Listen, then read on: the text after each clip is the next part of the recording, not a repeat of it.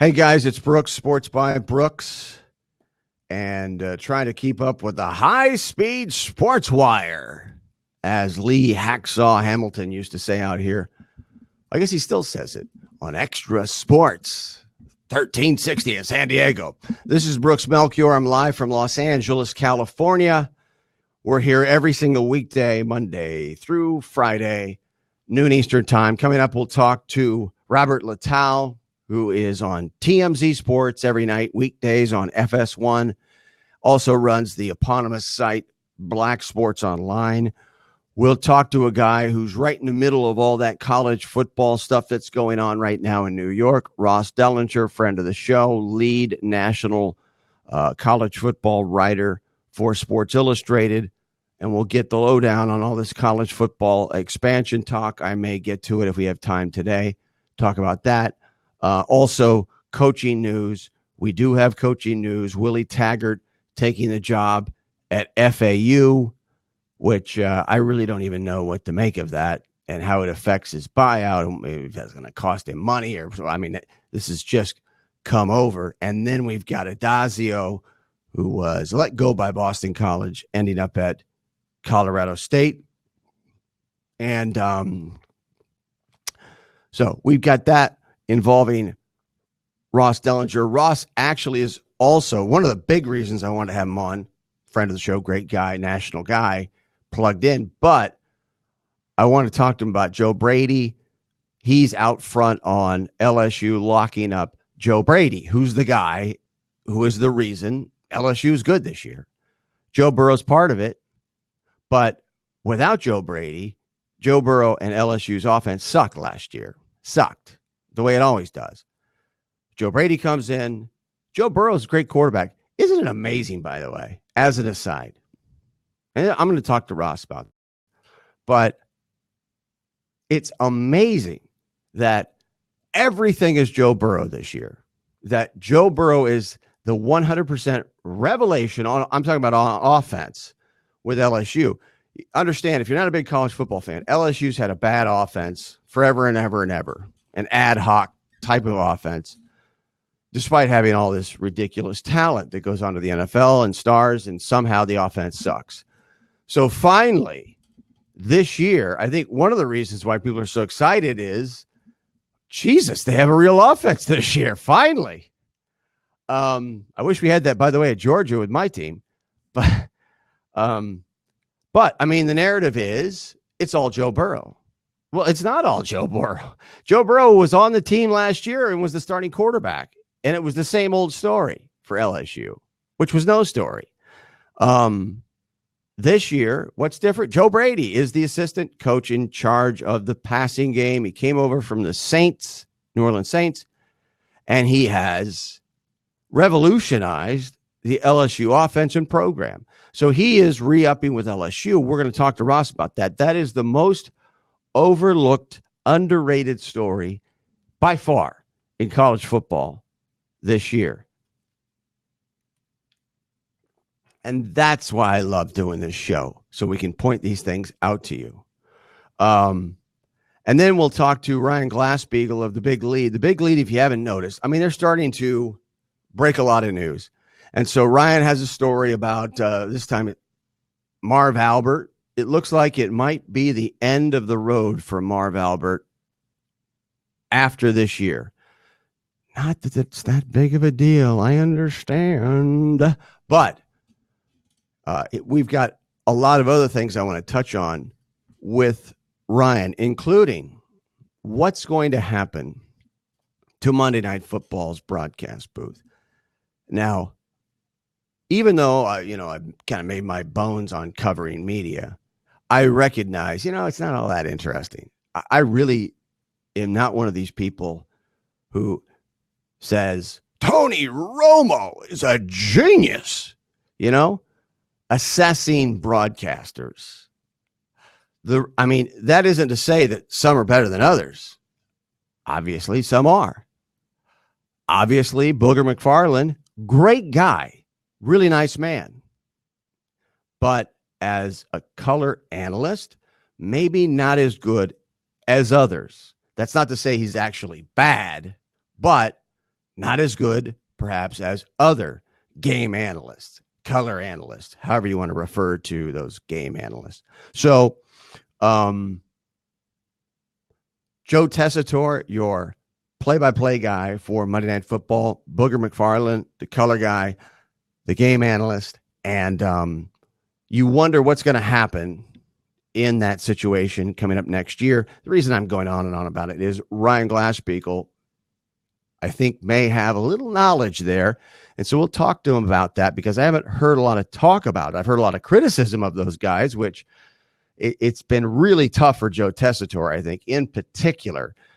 Joe, going into last year, the voice of Monday Night Football, it's his first enormous, spotlight gig, comes from college football, and he's naturally a guy who likes to hype the game.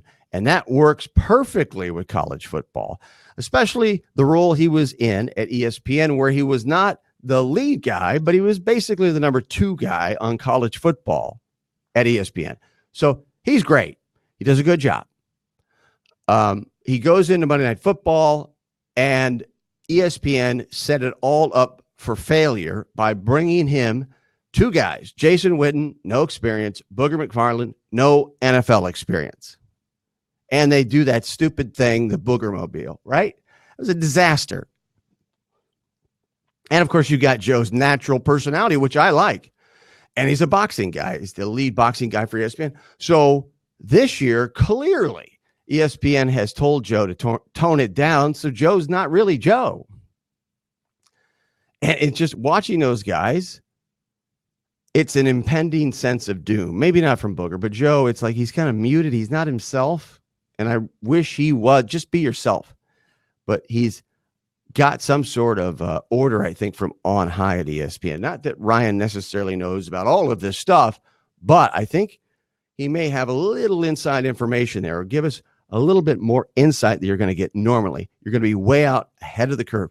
This is kind of a big deal, because it's that one game Monday night, and it's a much bigger focus for fans. It's the kind of thing Monday Night Football is. If you follow Twitter, which is great because you can really take the temperature of what typical fans are thinking around the country, because you have a large sample size. So if you search Tessitore Booger, I mean, Booger is like a legend now on Twitter, but you can really sense, the direction of where the viewing public is going, where they stand, because you can get thousands of comments in real time on Twitter, if you know how to search, about a broadcast team. And needless to say, they have not been popular. And you see a lot of comments where it's, well, I'm not going to, I'm going to turn the sound down, or I'm going to put up the Westwood One thing, or my local announcers, right? That's really the key here. If you get to that point, then you got to take a look at maybe options.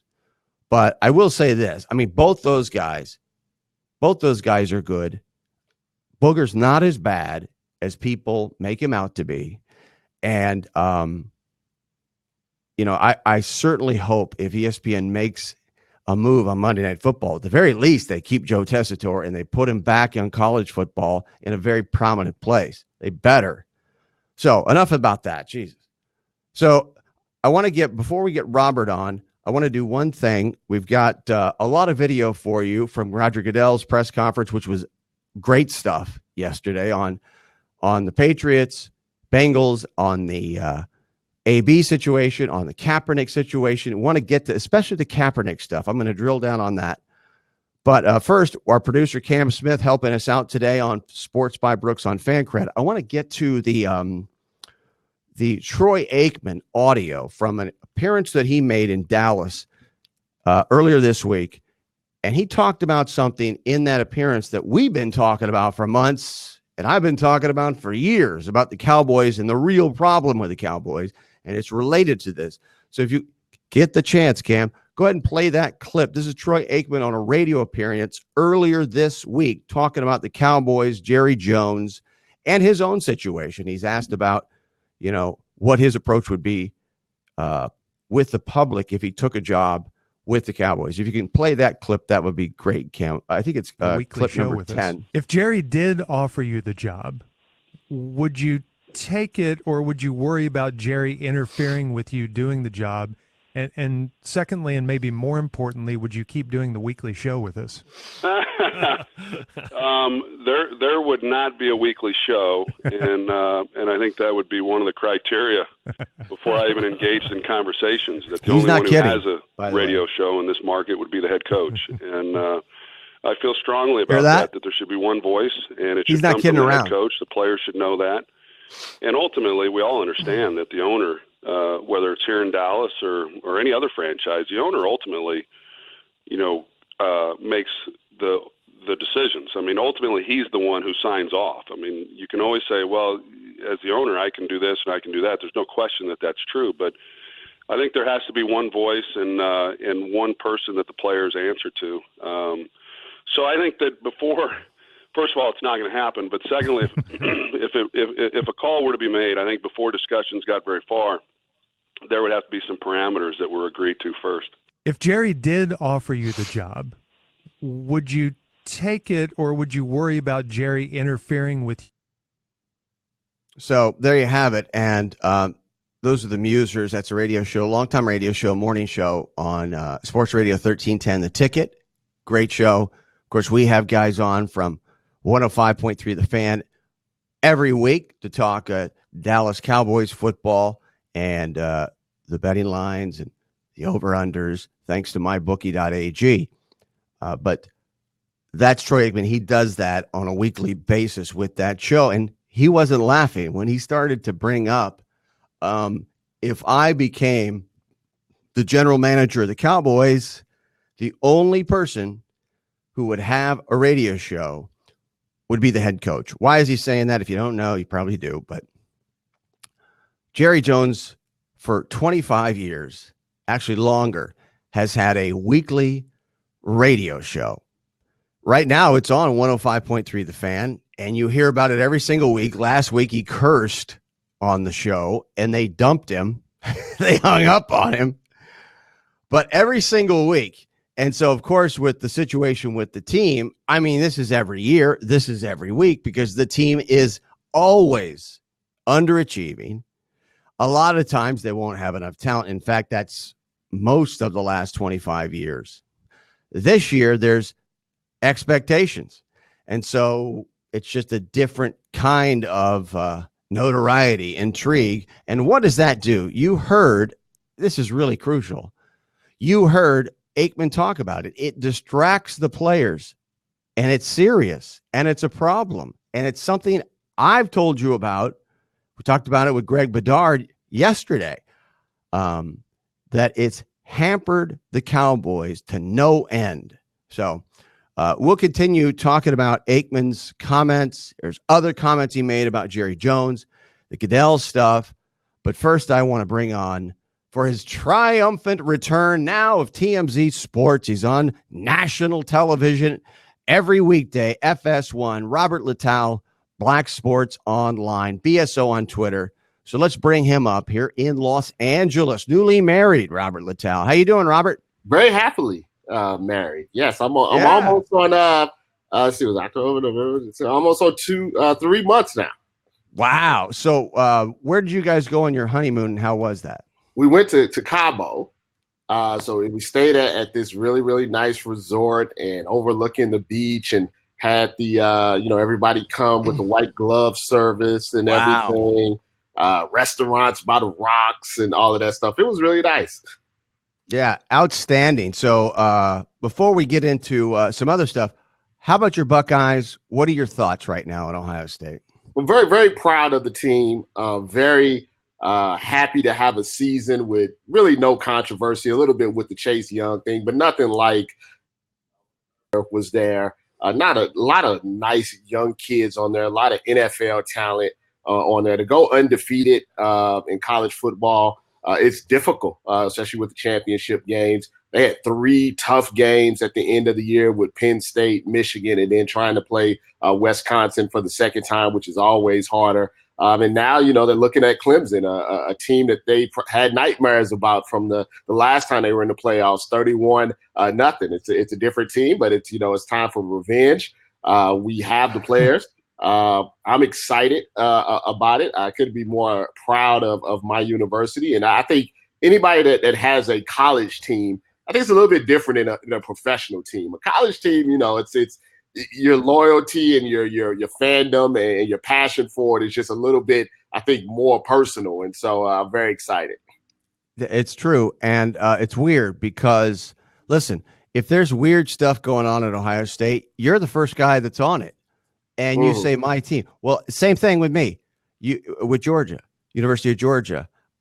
When they've had problems, and we had an AD at Georgia who had problems with DUIs and young girls and things like, I covered it. I was out front of it, and people would never know. Some people are able to do that. Some people can't separate themselves. But before I also go any further with some of the amazing stuff you've got right now on your website, tell us about the TMZ Sports thing, because this is new since you were on the show last time. So you're now on national television, right? Every single weekday on FS1? Yeah, so back in October, they've been doing that show for a long period of time, along with all their other TMZ Live and Harvey and the things that they do. They were trying to give a little bit more diversity to the sports show. They reached out to me in October, and we did a few shows, just to see how it would go. And I told them, from the beginning that, if I'm going to do the show, I'm going to do the show as, Robert Littal. I'm not, I'm not going to be, someone, I'm not going to, do certain things. I'm going to talk the same way that I talk. I'm going to give the same type of opinions that I give that you see on social media every day. And I thought that it could be good. It could be a good kind of balance from the things that they already do, since we do a lot of cross stories, just kind of with a different, perspective. And I think once we really got into the groove of doing the show with the topics that are out there, I think it really it gives them a boost. It gives me a boost. Obviously, being on FS1 every day gives me a bigger platform to speak about a lot of the serious issues that we have going on in sports and entertainment, and also the lighter stuff. Kind of show my comedic side and things like that. So it's been going very well. People, I wondered how people would receive it, being the TMZ and things of that nature. But everyone, honestly, has been very, very positive, from, just regular people that I know to people in the industry as well. My wife has been super, super supportive. She watches the show every day. It helps me out with it. So it's been something that I think has been very beneficial and just, helped to build the BSO brand. Let me just tell you, man.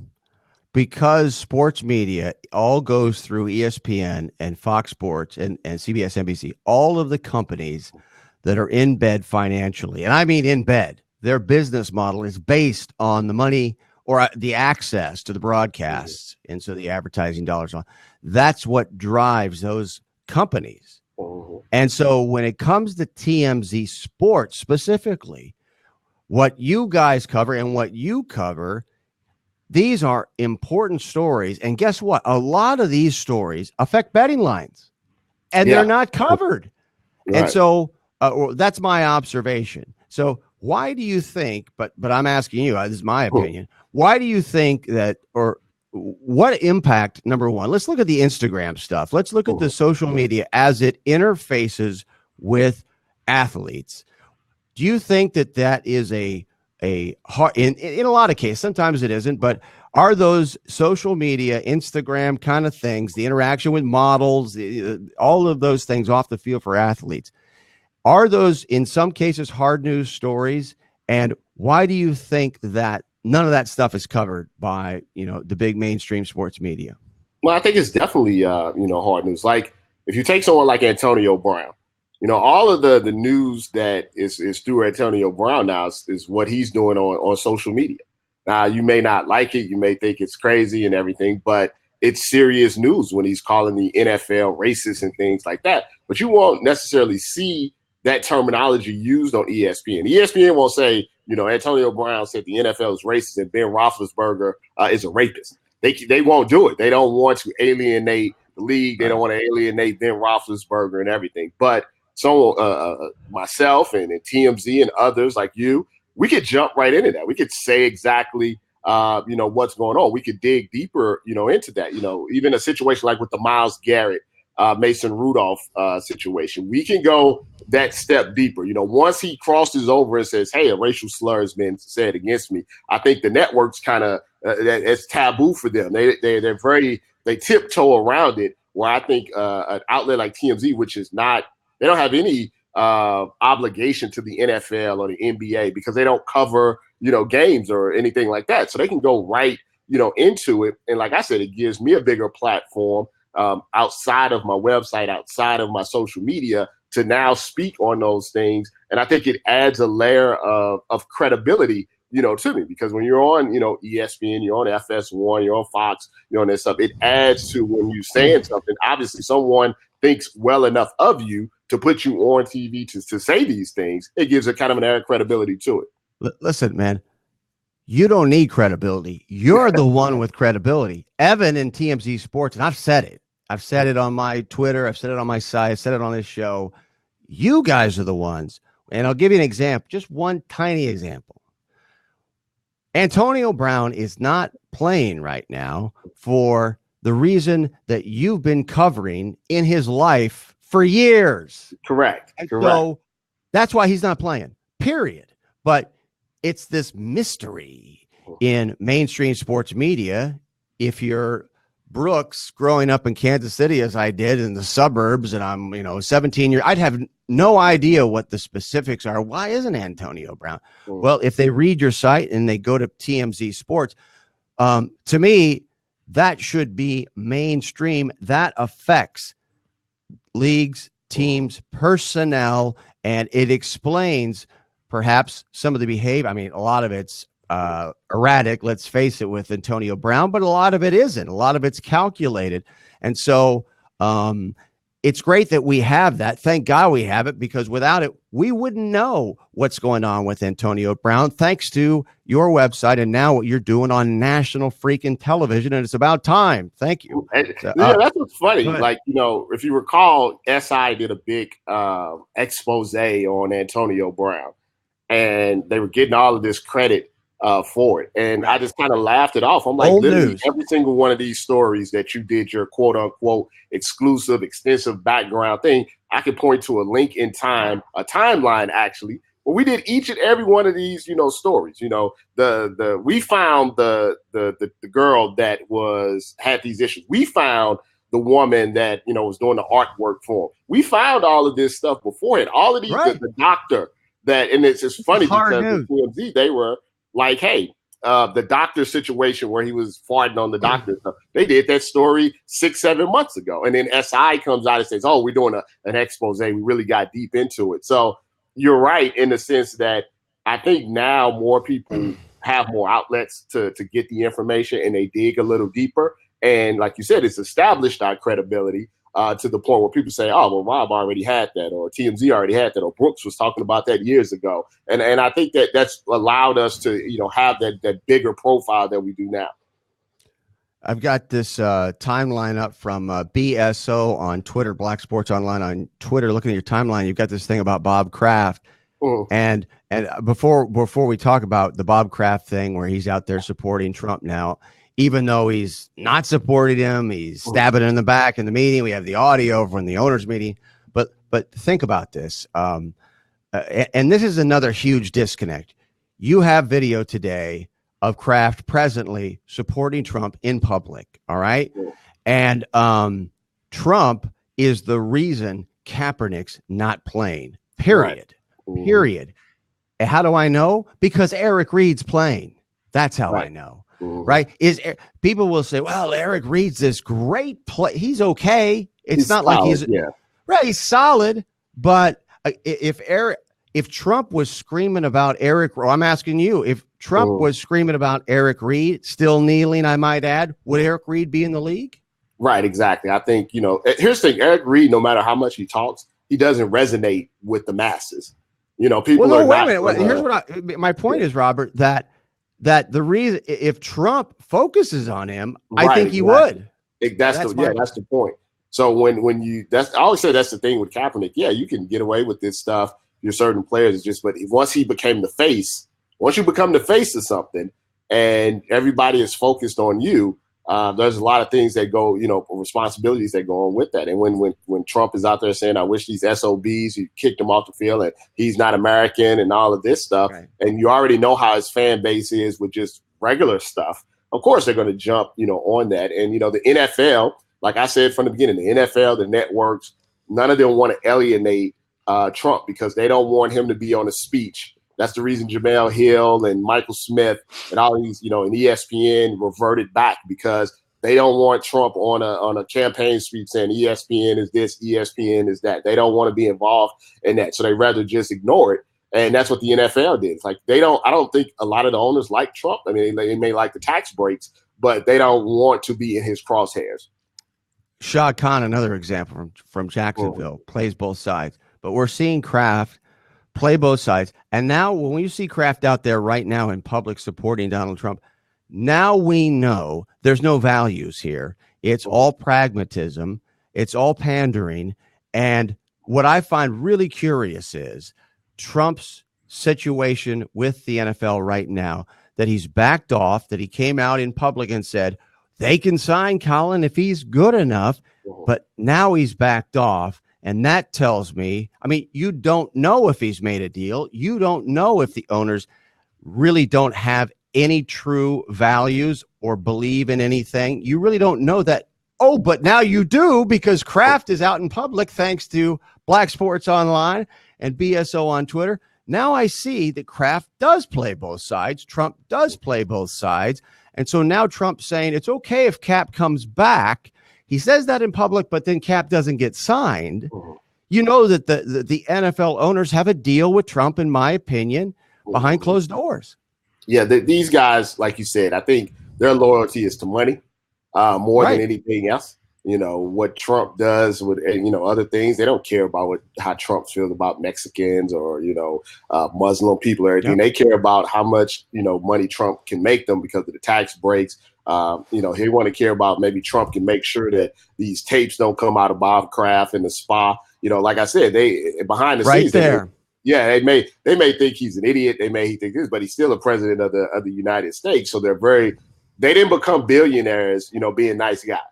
You know what I mean? You got to be somewhat of a cutthroat, person. And with Bob Kraft, and I've been around Bob Kraft before, I can see how people can get swayed into what he's doing because he definitely seems sincere and genuine and everything. But in the end, his loyalty is to his family, his pockets, and his future and everything. And in the end, I think he will always choose a Donald Trump over a Meek Mill or social justice or anything like that. Yeah, it's all superficial in the end. Mm-hmm. And if you're really paying attention, it does explain the situation with Kaepernick. We're visiting with Robert Littell, of course, of Black Sports Online and BSO on Twitter and TMZ Sports. And you got to go. I'm running down your timeline, and every single story is crazy because you want to click on every single freaking story. So what do you make, by the way, of this story that's just coming out now? It's breaking about the athletes and the fraudulent claims about healthcare and whatnot involving Clinton Portis and Joe Horn. In one instance, I understand this stuff is legal. I understand it's breaking the law. But considering what NFL players go through, like, their brains and things of that nature, it just seems to me that the Department of Justice could spend their resources and time on something much more important. Maybe let's work on these cops, shooting, people with brown skin. And how the NFL is blocking the claims of the guys with CTE, and they're deliberately covering it up, and we know. But go ahead, I'm sorry. Yeah, I mean, but it's like I said, I understand the legality of it, but someone like Clinton Portis was scammed out of a lot of money by an agent. These guys, NFL players, go broke at a higher percentage than any other sports league. They don't have guaranteed contracts. So it's hard for me to get up in arms for them, getting a couple of $10,000 for a hyperbaric chamber that they're not really using. So it's one of those things where, yes, I understand they broke the law, but it's like, really, should this be something where they get 20 years in jail for? I mean, considering people like Brock Turner gets 3 months, for raping a woman outside of a party, and do they have to have the big press conference? I know how law enforcement is, like, they like to throw these big names out and everything. Like, to me, like, I get it, but I also like, man, this is there's other more important things that are going on than Joe Horn getting some extra dollars, for some assurance equipment that he doesn't use. I'm really torn about Stephen A. Smith, ESPN. On one hand, I recognize that Stephen A. Smith came up as an ink-stained wretch writing for the Philadelphia newspaper and smaller newspapers, and he has paid his dues to a certain extent. But to me, he and of course now he's wildly popular, but to me, this is just me. I can't watch him. I mean, it's just, it really is a big show. I guess it's not supposed to be funny or something, but it's, I don't know. It's hard to describe, but every single time it's the screaming, it's the yelling, it's the carnival barker. It's almost embarrassing. But listen, it's funny, Robert, because every time I say that, because see, he is framed in the context of ESPN, which is really serious 24/7. And then you break it up with him all of a sudden. So I think it lends credibility. Maybe I'm way off. Maybe I'm just a hater. But what are your thoughts on Stephen A? Well, there was a time, I think, with all of these reporters that turned into TV stars, where it switched from reporting to entertainment. And, maybe you could trace it back to, pardon the interruption, trace it back to Skip Bayless and what was it, Cold Pizza. And Stephen A. I mean, yeah. So at certain point, ESPN and others realized that the best way to get people to watch these morning shows was to act a fool and right. to frame it more like WWE, to frame it more like Saturday Night Live and all of these type of shows. And I think what happened was, and this is a thing that I always tell people, is that when I was coming up doing BSO, you see the stats, right? You see what people click on and what people don't click on. And even though some of the stories that people click on, you're like, these are the stupidest stories of all time, for whatever reason, your consumer likes it. And if you want to stay in business, you have to give the consumer what they want. And I think Stephen A. at some point, and Skip Bayless, I know directly, realized, hey, if I say and do these certain things, I make more money. I'm more famous. I get more followers. I get more attention. I get more opportunities. And they really leaned into it to the point that if you're into it, that's great. If you're not, it's like, I just want to, know what's going on. I don't want the yell. Like, I've never been a big yeller, and I don't like all the yelling. Like, I know Skip Bayless, he's like, hey, I'm going to, no matter what LeBron is doing, I'm going to make it about LeBron because that's what people will watch. And all these other guys saw what happened. They see Skip Bayless making $6 million. They see Stephen A. Smith making $8 million. And all of a sudden you get your Jason Whitlock, you get your Marcellus Wileys, you get your the kid that does First Thing First. You get all of these guys. Yeah, and they try to mimic what that is because that's where the money is at. I know when I'm on FS1, I try to be mindful of that because I don't ever want to become a caricature of myself. I want to be myself, and I want to be entertaining, and I want people to watch.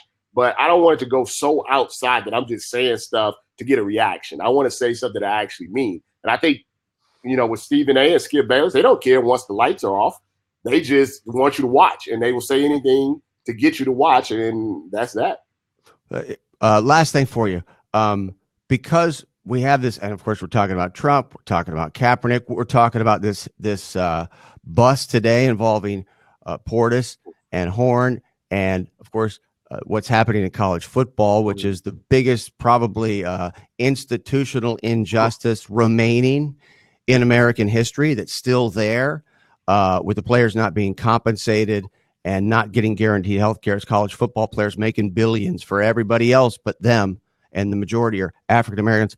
I think the thing with Stephen A. maybe that really bothers me, maybe it shouldn't, maybe I'm being stupid, but not to take Brooks, relax, lighten up, is when you get into some of these really important issues. And I remember with Cap and Howard Bryant, of course, did such a great job covering that story. And he was on this show, he came on, we talked to Howard about it, and not about Stephen A., but Stephen A. seems to be towing the company line. It appears that way. That's just that's just my impression.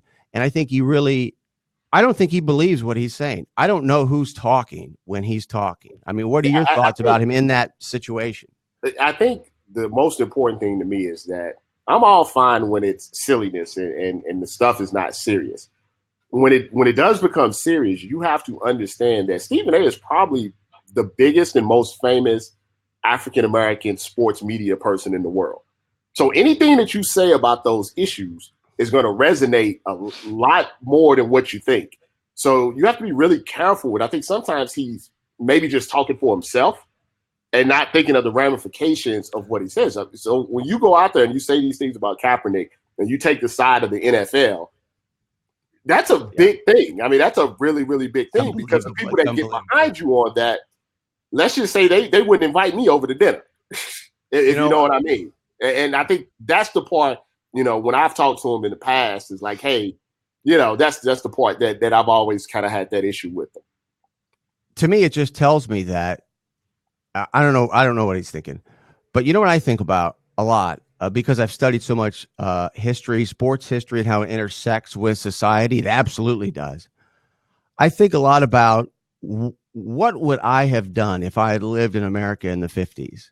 What would if I was doing this and I was on the radio doing a show and we were watching this stuff and there were no black football players in the SEC until 1973. There weren't any.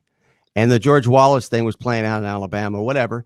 And there were no black players in baseball, or we just had a few.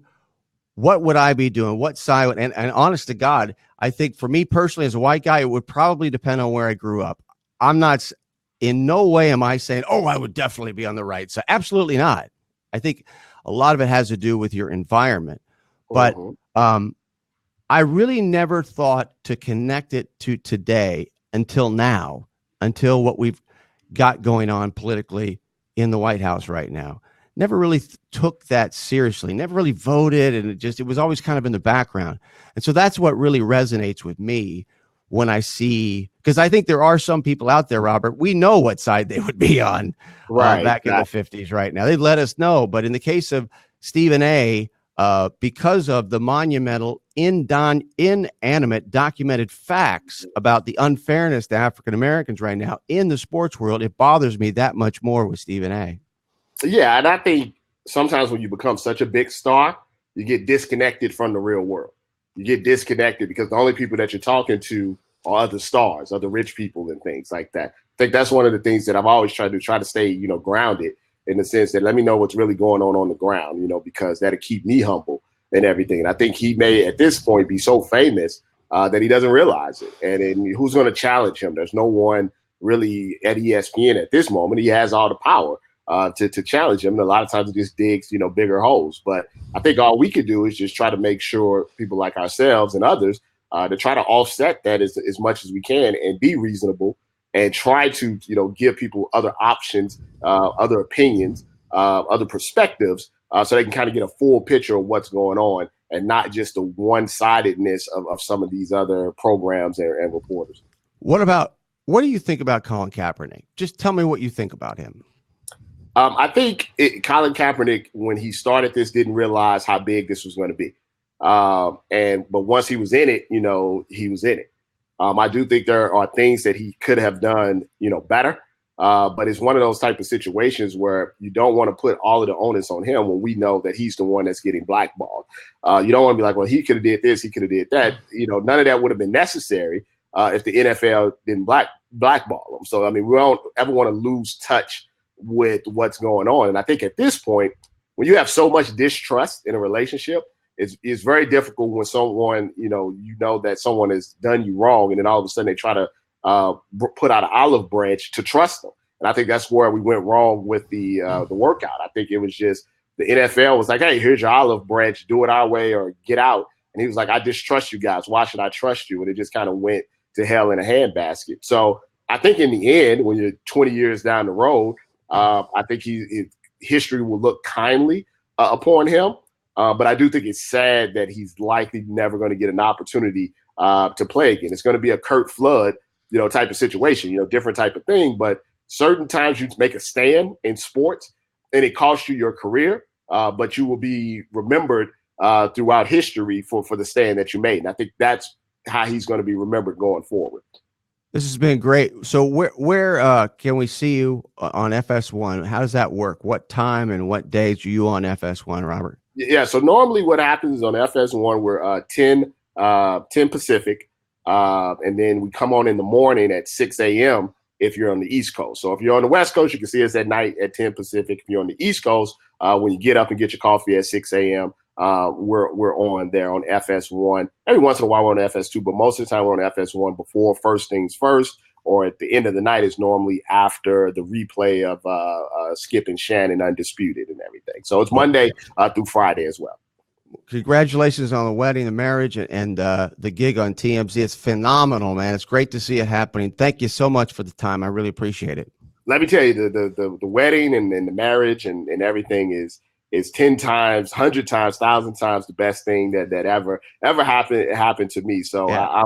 I'm that's what makes me happy every day, to go to work and do things like that and continue to do the business, is now having a family life that's so amazing, and a house and a home, and hopefully some little ones running around very soon. Yeah, well, you earned it. You earned it, number. And boy, that's a beautiful thing to hear. So congratulations. All right. You have a good one, Brooks. You too. That's Robert Littau, blacksportsonline.com, FS1. Now let's go out and talk to Ross Dellinger, Sports Illustrated. And he's right in the middle of this hurricane of college football activity with news and talk about college football expansion. What's going on, Ross? Hey, Brooks, how you doing? I'm doing great. I really appreciate you coming on, taking the time. God, it is so freaking busy right now in college football. So what's the latest on, because this is a guy I talk about almost every day on this show, because I think it's the most underrated, underreported story in college football. What's the latest on Joe Brady and LSU? Well, I think that LSU has a plan to keep Joe Brady, a lucrative plan that involves, titles and money, both. And, I don't think anything is done right now. I don't think anything is signed. I think the two sides have talked. Joe Brady does have an agent now, Trace Armstrong, and they've talked. Interesting. Very interesting. Yeah. So he Jimmy knew, Sexton, by the way. Not Jimmy Sexton. Not Jimmy. No. Huh. So, the fact that he's got an agent obviously tells you that he realizes what kind of commodity that he is right now. And they're in talks. LSU people are confident, as they normally would be, because they are planning to honestly just, throw a lot of money out there, I think, and give him a pretty big title for somebody who's 30 years old. So when it comes to LSU's offense, I talked about this over the show, talked about it a lot. It's amazing because it's, at least in the national media, it's 99.9% Joe Burrow. That's the LSU offense. What role has Joe Brady played in that offense? Well, I think to get a good idea, look to last year. Joe Burrow completed 57% of his passes, I think, for less than 3,000 yards, and has maybe half the touchdowns he does this year. He needed to be in an offense like this for number one. That's what's changed since last year. But also number two, he needed a full year to work with LSU's receivers in the offseason. I think that's something that's actually overlooked a lot. So Jamar Chase, Justin Jefferson, Terrace Marshall, those guys work through the offseason in player-only kind of voluntary workouts. And that's something I think that's overlooked. So those are the two things that are different here, that you've got a new offense that spreads things out, and you've got some new concepts in there that help him out. But no doubt that Joe Burrow is, the biggest part of this. His accuracy's been incredible, and his pocket presence has been amazing. And we're visiting with Ross Dellinger of Sports Illustrated. My big thing right now, and of course, my big thing should be the game's coming up, right? It's huge, and LSU's doing great, and we'll see what happens. But I'm always thinking about, okay, what about next year? How's recruiting going? Coach O's still kind of new. He's not new. I know in Louisiana, he's not new in the SEC or the industry, but we're still really not positive because he hasn't cemented his guys in there as recruits. And what about Joe Brady? What's going to happen after this year? Once we don't have this transcendent talent in Joe Burrow, if he is indeed a transcendent talent detached from Joe Brady, he's benefited from Joe Brady. What's going to happen? So where do you think where will the LSU offense be after Joe Burrow?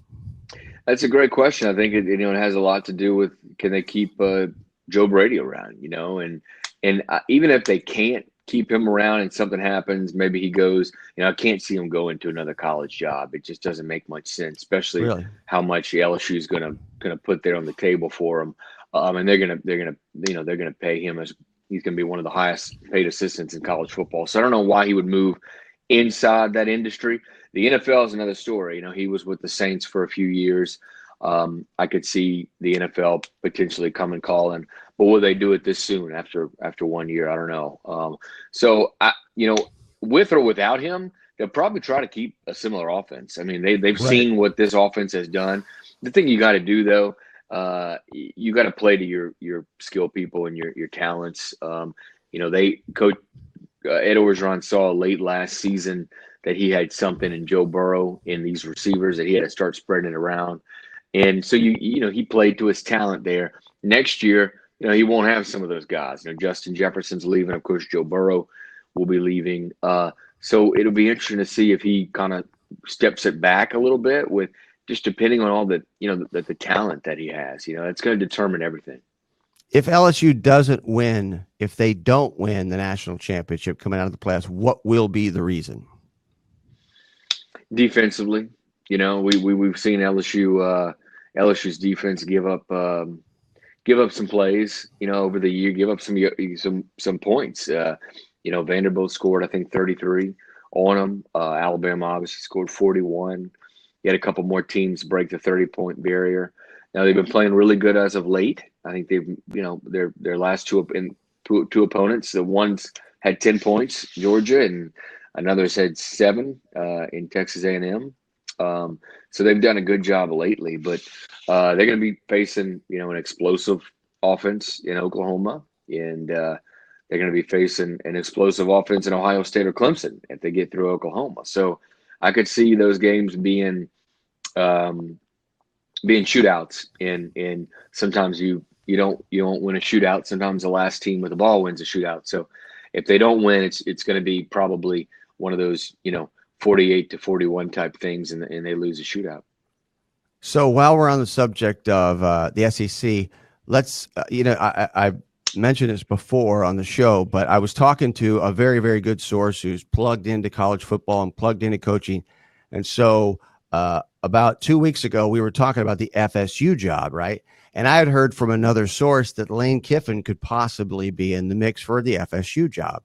And I mentioned it to this guy who's got a lot of credibility, he's been around, and he started laughing. He's like, "No, Lane Kiffin, right?"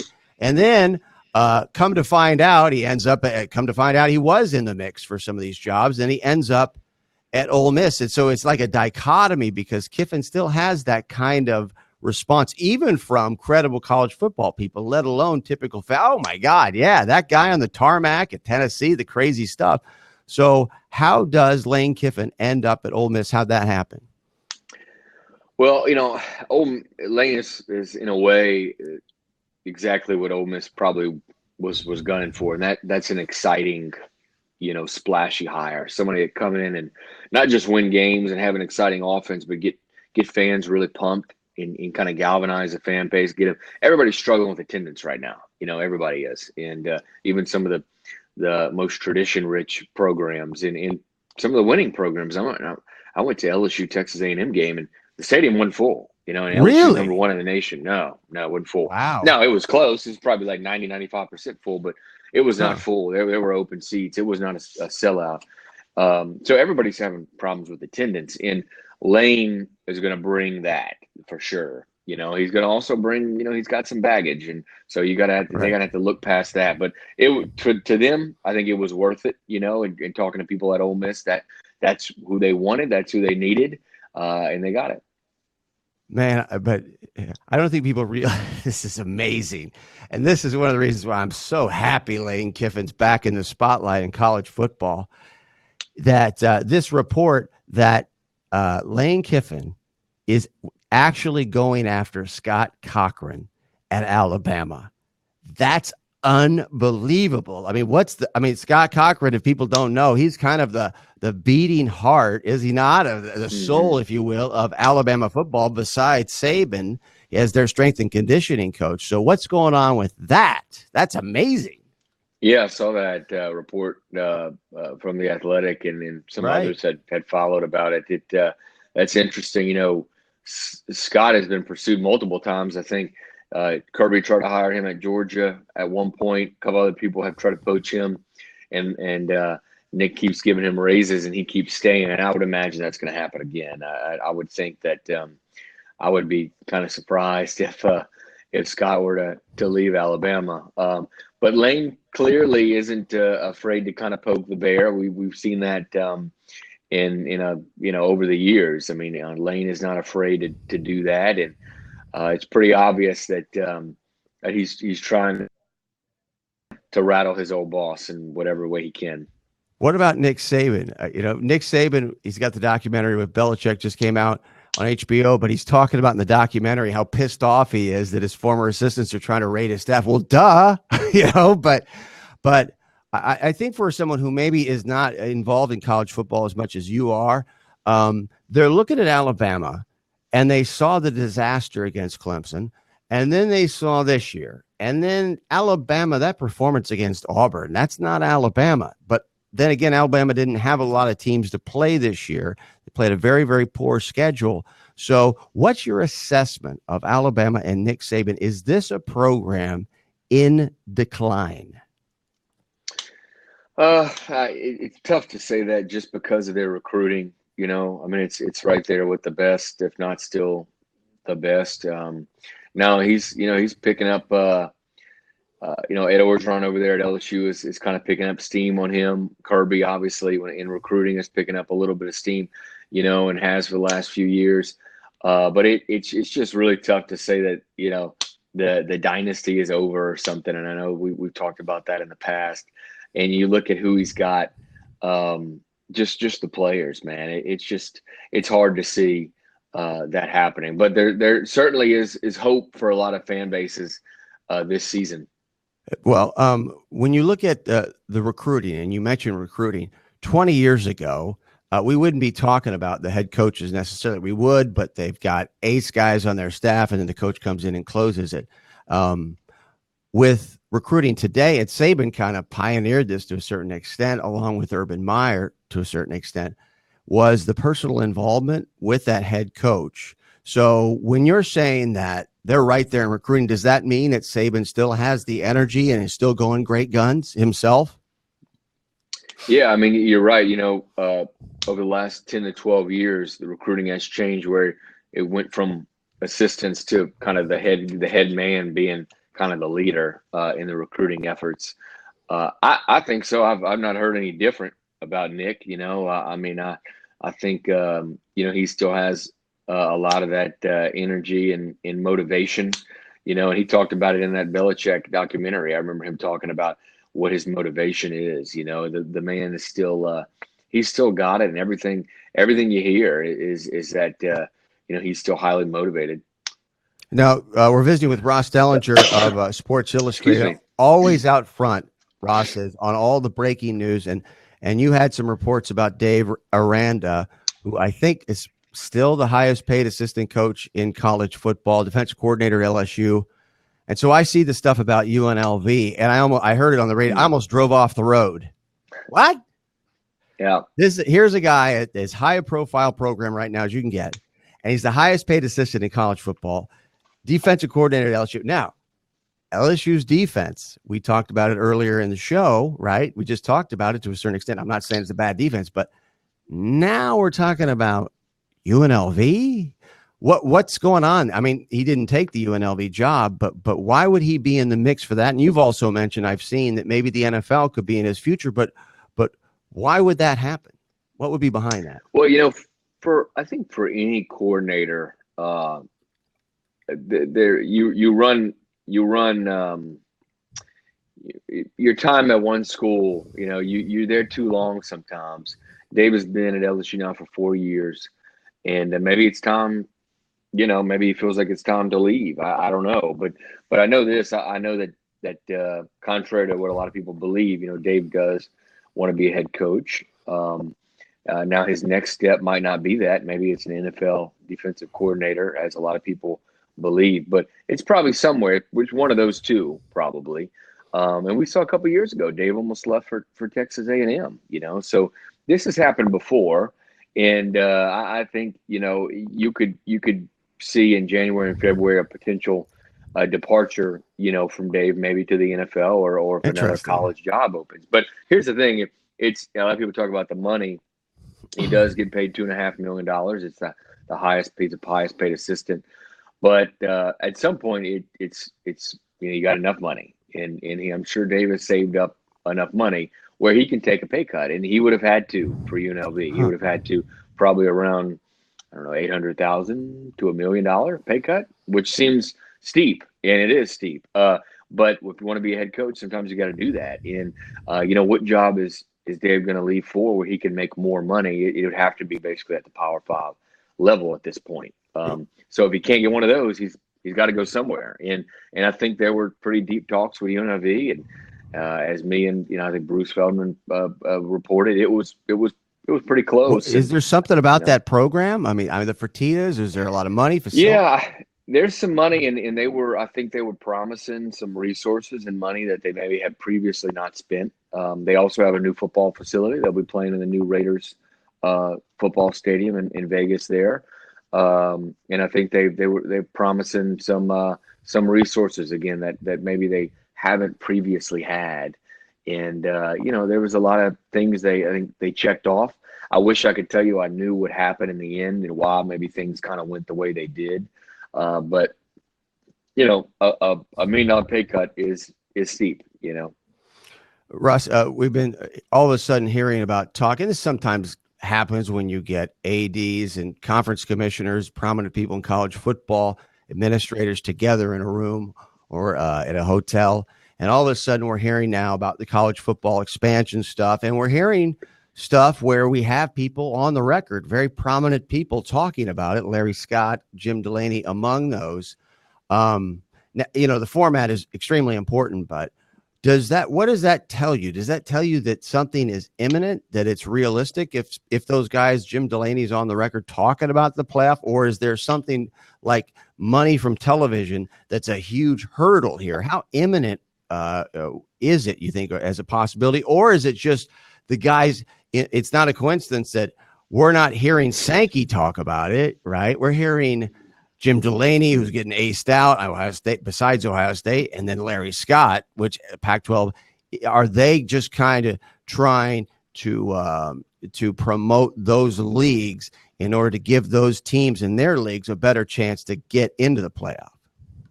Well, I think it is imminent. I think it is imminent expansion. Oh yeah, for sure. Really? Yeah, I think some leaders have maybe even said that on the record. Like it's going to happen. It's just when, when and what model are we going to go to? But it's pretty obvious it's going to happen.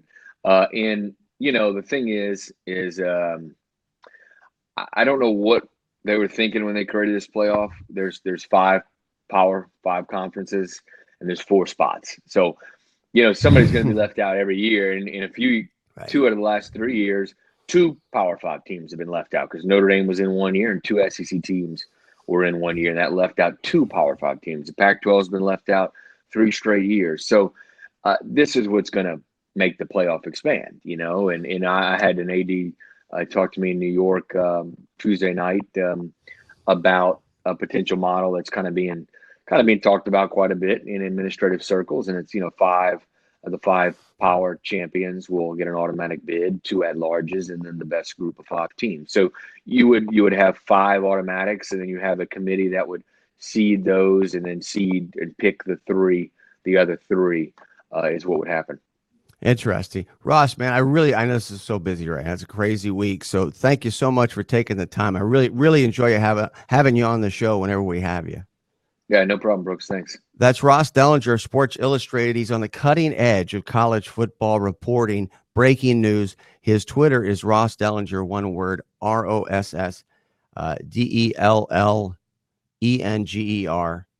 Ross Dellinger, Sports Illustrated, friend of the show, great guy, and Louisianan. He is, of all the people out there, I think, in the big media guys, because he's one of the top guys in the country covering college football. Certainly, he's the lead guy for Sports Illustrated for college football. Andy Staples is probably in this category. You get this a little bit from a guy like Pat Forty, but more than anyone, Ross really gives you the flavor. I should have talked about this with him. He gives you the flavor, literally, of college football, the lifestyle of college football, the tailgate and all that stuff. Not just, hey, look at this delicious looking meat on the grill. Not anything like that. Like the real thing. If you've been to college football games, you've experienced that life and the tailgating and everything that goes with it before, during, after, the next day. He's awesome. He is someone that really defines why I love college football so much, because you just don't get that in professional sports. You don't. And that's why, when you look at what I do, what the news that we're breaking, the things that we talk about, I spend probably more time on college football than anybody in the national media doing a national show like this every single day. I mean, we have guys on from Ole Miss, Arkansas, you name it, from all around the country. That's fascinating to me. And here's the thing. People say, well, Brooks is a national guy, but, he really spends a lot of time on college football. So you could say he's kind of a college football. ESPN's business model centers on college football. Of all the big sports media companies out there committed to college football, the company most committed in every possible way, financially, programming, talent, is ESPN. ESPN is the college football playoff, quite literally. And that's why when Ross said the college football playoff is imminent, I mean, you can, and I'm not saying it's going to be on the record, but you really can't have the college football playoff without the networks being involved in the discussions, because somebody's got to pay for it. That's really what it comes down to. I mean, Jim Delaney and Larry Scott can go on the record, as they have this week, and say, okay, we're going to have a playoff and we're going to expand and we're going to get everybody in there and it'll be much more equitable and fair. All that stuff. That's fine. Well, how's it going to happen, Jim? Jim, you're the guy, Jim Delaney at Big Ten. You're Mr. TV. God knows you're Mr. TV. You're the reason the Big Ten has Rutgers, because of television. That's why Rutgers is in the Big Ten, because of the television market. Talk about contrivance. So if anybody understands what's going to make it happen, and that to have this conversation about the college football playoff, whether it's on or off the record, by administrators, is meaningless unless there's been prior conversations with Jimmy Pitaro at ESPN, or Eric Shanks at Fox Sports, or Dick Ebersol at NBC, or whoever is running those other networks. It may not be Dick Ebersol, but I know he's still there and a very influential person there. So whatever. You've got to have those conversations, because, as I've said, you now know the reason. I mean, think about it. College football now is 150 years of college football. And for all of those years, the number one point of contention was the lack of a playoff. Think about that. And think about the power of that and the people that had to work together to maintain that. No playoff. That's pretty freaking amazing. And it didn't change until one man from North Carolina woke up one morning, John Skipper, and decided, you know what? I'm going to write a check for on behalf of ESPN and Disney, and we're going to do this. That's how it happened. One guy, John Skipper. When you look at the salaries of NBA players today, they're unbelievable. One man, John Skipper, was responsible for that. He started the ball rolling on that. He's made more money for more people than probably anyone in sports history, John Skipper. Of course, he's left ESPN under strange circumstances, if you don't know, and now he's at DAZN.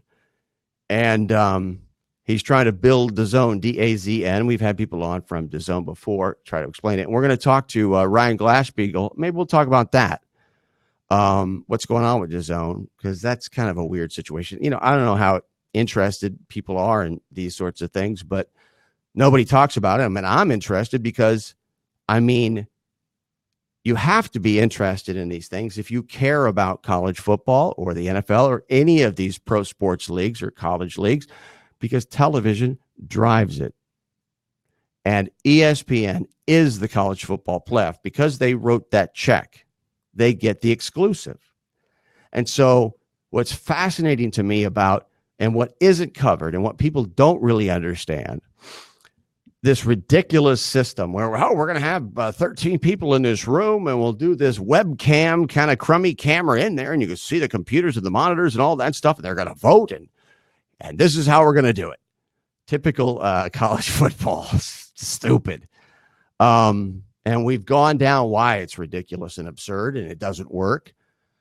But, I mean, that's all ESPN's making. And so they manufactured this whole situation. And ESPN is the reason why you can't tell me, nobody can. Who created this system? Who put it all together? Who's responsible? There's no commissioner. There's no czar. ESPN is. Jimmy Pitaro is. He's running college football. Now, I know other networks would push back, Fox, CBS, but they are. And when Kirk Herbstreit talks, think of Kirk Herbstreit if you're into the stock market at all. You know, one of these big analysts like Gene Munster of, I don't know what company he's with. He changes companies all the time, but he is this star analyst on Wall Street. So when you're watching CNBC, if Gene Munster is going to come on and talk about Apple, he's literally a market mover. He can move the stock price. That's Kirk Herbstreit with the 13 people in the room. When Herbie talks, ask Willie Taggart about Kirk Herbstreit, because I believe, and of course, Herbie, friend of the show, I used to work with Kirk, did a show with him. This is a compliment to him. But I don't think it was a coincidence that Herbie and other people really criticized Willie Taggart the week he was fired, before he was fired. And I don't think Herbie did that based on anything other than what he just believed, right? Wasn't like the fix was in, but Taggart got fired. Willie Taggart is still coaching Florida State right now, if it wasn't for some prominent people in the media. But Herbstreit, particularly, he is a market mover when it comes to those 13 people and who they're going to vote for, because of his credibility, does his homework, does a great job, very prominent, but also, and more importantly, his employer. And he is the number one guy at ESPN with college football, and that's their number one property. That's a big reason why I'm talking about it every day, because it's a big deal. So we're going to talk some sports media. Perfect timing, because now we're going to bring back friend of the show now that he's made his second appearance. I can use that cliche. Friend of the show, Ryan Glassspiegel, the big lead, is with us. Excited. Anytime you can talk about stuff, inside baseball stuff, in sports media, this is the guy. Bobby Burak's one of the guys too. There's others, the big lead. But thanks so much for Ryan. I appreciate you taking the time today. Thank you for having me, Brooks. It's a very nice tweet that you had about Bobby and myself earlier. We both really appreciate it. Well, you know, here's the thing. I'm guessing when you read that, you said, it's particularly what I said about the big lead, because when the big lead was with Gannett, it has nothing to do with you guys. But I literally, if I'm like on Google and I'll Google a story and it's on a Gannett site, I won't click it, because Gannett is, and I'm not asking you to comment on it, but I really think between, I mean, so when the big lead was with Gannett, dude, it kind of aced out me visiting. But now I'm back on your site every single day. It's a must visit. Also, though, and just as importantly, you guys are breaking media news all the time. And have you guys changed your strategy? I mean, you've always done it, but in the big league's approach, have you adjusted the content or done anything differently since you moved away from Gannett? And I guess it's Minute Media. Yeah, I mean, we've always wanted to break media news, but really in all of our meetings, that's what they hammer. And so I'm not speaking ill of Jason McIntyre or anything like that, because without him, we don't have a career pretty much. And he did a great job of building that site from scratch. It got sold now 3 times. He, as a personal content creator, I think that he was sensitive about being pigeonholed as the quote unquote media guy. And you can see that in his strategy of moving on as a commentator at Fox Sports, where he's now gambling and football, et cetera, et cetera. He did not want to be put into a box of media. And I would say, even though the big lead had a lot of influence in media, I'd say media was probably 20 to 30% of the site, and then maybe 70 to 80% was more straight sports and sports analysis. Now they just hammer it. We want media scoops. We want to be the brand leader in this space. When they first bought the company, they said we want to be a sports version of Mediaite, which is a site that is really strong on political media. And so they kind of saw that as an aspirational model, and that's the direction that they pushed Right. our And here's in. the thing. If you guys break enough stories and you do it on a consistent basis and you're doing it, you are going to have a lot of influence in sports media and get a lot of coverage from a lot of people because of what I was just talking about. ESPN literally is college football and the college football playoff. They created it. They wrote a check and they're in charge. And it's not a coincidence that nobody can tell you, okay, who set up this committee? There's 13 people in here. They're going to do this and do that. We never have that conversation.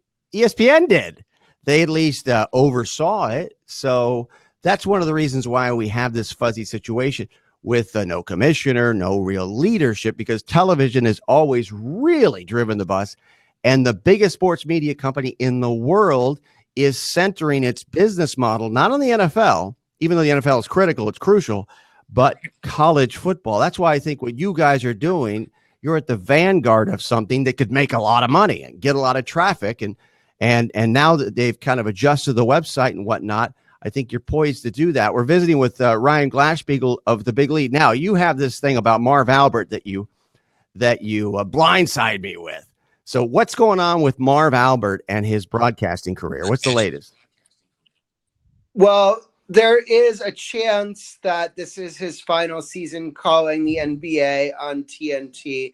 And it's something that's being discussed in Turner. Now, I reached his agent, Sandy Montag. For people who don't know, Montag is one of the legends in the sports media agent field. He represented John Madden. He represents Marv, Mike Tirico, Jim Nance. The Tiffany of sports agents. Him and Nick Khan are 1 and 2 in some order, and but he said that Marv is under a long-term contract with Turner and that they have not approached him regarding a buyout. So at least if you go by his word, then the discussions in TNT have not yet reached the, okay, we want to buy you out for 85 or 90 cents or whatever the number may be on the dollar. I think it's pretty clear that Marv wants to work next season. Now, I don't know about blindsiding, because last year, right around this time, a little bit earlier, Andrew Marchand of the New York Post reported that TNT planned to move Marv Albert off of the #1 broadcast team, off of the conference finals, and put Brian Anderson there and instead of Kevin Harlan. And so this isn't totally a shocker. I mean, Marv is 78 years old. I don't know how old Vern Lundquist was when he was finished at CBS, but there is like a little bit of a natural life cycle in these things where the networks start to think, okay, we want to spruce this up a little. What can we do? And then they look towards the play-by-play guy. But you are right. It would be the total end of an era, given that Marv has been announcing the NBA since the late 1960s. And I think like it's probably not even arguable that he's the most distinguished voice of that sport of all time. So is it just his age, or what would be? I mean, watching Marv Albert, and I'm not a Marv Albert super fan. I haven't really followed him that closely. God knows there are a lot of people that, they're a little long in the tooth now, and they're mainly in New York City or up in the Northeast that are big fans of Marv Albert. But is there something about him on the air? Because I haven't really noticed. It sounds like he's kind of the same guy. It's the pacing, I think, a little bit is I don't know. I don't want to sound ageist when I talk about this, but they're like, just people say, oh, well, he's messed up this name, or there's a guy 2 feet in front of the 3-point line and he calls it as a 3-pointer. Things like that stick out. And I don't know that the average viewer necessarily notices it, but that is kind of like what the chatter is. So last I checked, and this is the kind of thing you guys know and you guys track, but I think he was with Chris Webber, right? Was he with Chris Webber?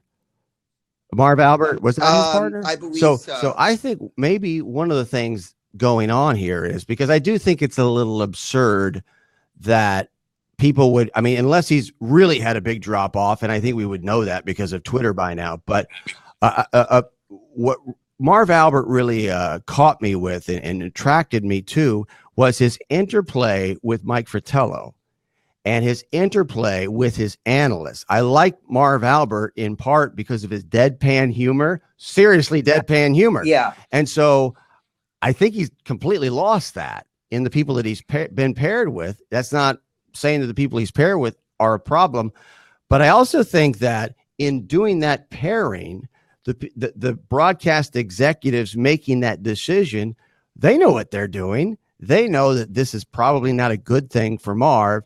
So is there anything behind the scenes? I mean, obviously we know the problems that Marv has had in the past, but that's kind of gone away. No, I don't think there's anything like that. I think, look, anytime the ratings are down a number like they are, and this has been discussed ad nauseum in a lot of different places, but TNT was down 12% year over year last NBA season. This year, they're down 23% from that. You add those two things together, they clearly are going to evaluate their systems and think about, okay, how can we improve? And I think that is what they or the league partners may be coming up with. Visiting with Ryan Glassspiegel of the Big Lead, and I got to get on this because this is one of the great debates, and it's one of the most talked about things for different reasons. So I'm somewhat triggered by this debate to a certain extent. But the NBA ratings, you brought it up, and so Mark Cuban, who you would think, Mark Cuban is obviously promoting the league and wants to paint the league in the best possible light. But Mark Cuban is telling us it's cord cutting, and as to why the NBA ratings are way down. And if you think about it, the NBA, 90% of the NBA or 85% of their programming is on cable. Whereas in the NFL's case, I'm not comparing them because you really can't compare them. The NFL will always be way above the NBA as it is over all other programming. But the NFL is almost, besides ESPN's Monday Night Football, it's almost exclusively over the air. So what's your opinion on that? Okay, so there. Go ahead. I got time. That's what I love about this show. There's a lot of different reasons. I think I'll address cord cutting first. Mark Cuban brought it up. Adam Silver also brought it up. He called the pay TV landscape, which is code for cable and satellite, fundamentally broken, quote unquote. And so that is clearly something that the league office at least wants the public to believe is a major factor in this. I do think that it is a factor. I don't know if I would cite it as one of the 3 or 4 biggest factors. So the NBA signed this deal with TNT, ESPN, and ABC about 5 years ago. And in that time, since they've signed the deal, both ESPN and TNT have lost about 15 million net subscribers. They were slightly over 100 million. Now they're in the mid 80s. They've lost more than that on cable and satellite. They've picked up some of it, but not not anywhere near the full difference in skinny bundles like Sling TV and YouTube TV and things of that nature. So yes, they are down about 15% in their reach. Turner as a network is also down pretty significantly, even beyond just their subscriber losses, because their entertainment programming on the rest of the network has not been performing as well as it had in years past. So I will say, yes, cord cutting is an issue, but last year, the games on ABC were down substantially more year over year than the games on ESPN were. The NBA Finals, which are on ABC, not in the pay TV universe, were down 19% year over year. So therefore, I don't think that you can say cord cutting and cord cutting alone is the reason for the drop in NBA ratings. There's some other things at play here. First of all, the Warriors were decimated. The Warriors were a massive draw for about a half a decade. Kevin Durant got hurt, and then he left the team. Klay Thompson and Steph Curry are out, and now all of a sudden we're stuck with this inventory of 1 million Warriors games on national TV, and it's Draymond Green and a bunch of people you've never heard of. Zion Williamson was going to provide a big breath of fresh air. He has not played yet. Hopefully he's playing soon, but we don't know.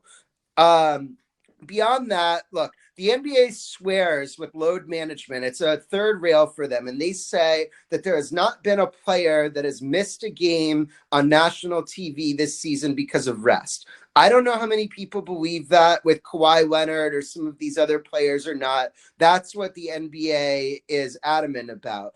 But the fact that the Clippers are treating this Kawhi Leonard regular season as though, okay, he's going to play 55 to 60 games and manage his leg injury. It's like, well, if you guys don't think these games have enough stakes that it's urgent for him to be playing in them, then why should we have believe that there's stakes and we should watch them? So there's that too. And then there is the fact that LeBron went from the East to the West. LeBron's a big draw, but a bunch of the country is on the East Coast and they don't want to stay up until 1 a.m. to see his games finish. And so a vast majority of the interesting players and the interesting teams are in the West, and that has really hurt the East Coast windows of these doubleheaders. So I think you combine all of that with cord cutting, and you get busy your with answer. Ryan Glassbeagle, the big lead.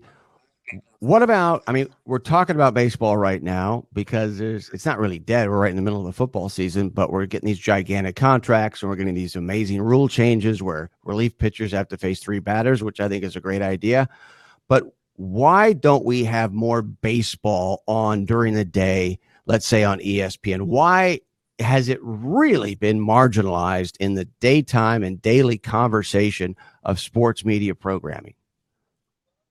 Well, you talked about it right before I came on. Television rules the world. And if you look at the regional ratings for baseball, they have 4 times as much regional viewership as the NBA does. So yeah, they have twice as long of a season, but they the data shows that per game average, twice as many people watch a regional baseball game than a regional NBA game. And so more people are watching television at night. Now, I'm with you. I think like there are anybody who bets on sports loves that there's like a Cubs game once every 2 weeks on Friday afternoon, and it's this new window that you can bet on. And I think that there should be a national Friday afternoon MLB game of the week. Put it on ESPN, put it on FS1, wherever you want to put it, fine. But I think that baseball fans would love that. But there are a lot of day baseball games